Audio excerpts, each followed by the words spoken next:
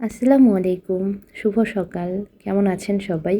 আশা করছি আজকের ভিডিও যে যেখান থেকে দেখছেন সবাই ভালো আছেন। আজকে আপনাদের সাথে খুবই মজার একটা ডালের রেসিপি শেয়ার করব।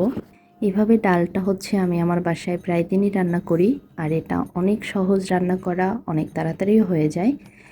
এই ডালটা আমি হাতে মেখে তারপর রান্না করি, আর হাতে মাখা আমার মনে হয় যে সব জিনিসই খুব বেশি মজা হয় খেতে। আমি এখানে মসুর ডালটা খুব ভালো করে ধুয়ে নিয়েছি।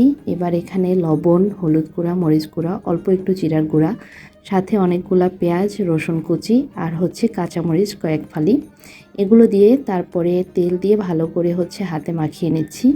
এই হাতে মাখানো বিষয়টা সবথেকে ইম্পর্টেন্ট, যে একটু সময় নিয়ে ভালো করে ডালটাকে মশলার সাথে মাখিয়ে নেবেন।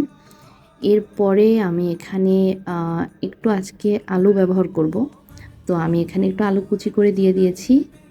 আলুটা চাইলে নাও দিতে পারেন, আমিও সবসময় যে আলু ব্যবহার করি এমন না, মাঝে মাঝে একটু আলু দিয়ে খেতে ভালো লাগে। তো আজকে ভাবলাম একটু আলু দিয়েই রান্নাটা করে ফেলি, তো এখানে একটু আলু কুচি দিয়ে দিলাম।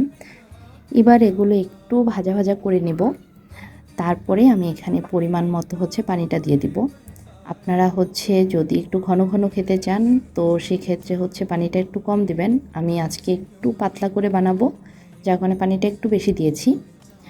আর এই তো নামিয়ে নেওয়ার 2-3 মিনিট আগে আমি এখানে অনেকগুলো ধনিয়া পাতা দিয়ে দিলাম। ডালে ধনিয়া পাতা না দিলে আমার একদমই ভালো লাগে না, আর এই ডালটাতে তো অবশ্যই দিতে হবে। তো এই তো আমার ডাল তো রেডি হয়ে গেল। এই হাতে মাখা ডালটার সাথে ভর্তা দিয়ে ভাত খেতে কিন্তু অনেক বেশি মজা লাগে। যাই হোক, বিকালবেলা আমার একটা পার্সেল চলে আসছে। আমার বাসার একটা কর্নার আমি একটু সাজিয়ে নিতে চাচ্ছি, এই কারণে এই প্রোডাক্টগুলো অর্ডার করেছিলাম একটা পেজ থেকে। তো এই তো আজকের মতো তাহলে বিদায় নিয়ে নিচ্ছি। সবাই ভালো থাকবেন আর আমার জন্য অনেক অনেক দোয়া করবেন। আর এভাবে হাতে মাখা ডাল বানিয়ে বাসায় খেয়ে দেখবেন, ভর্তা দিয়ে অবশ্যই অনেক বেশি মজা লাগে। আল্লাহ হাফেজ।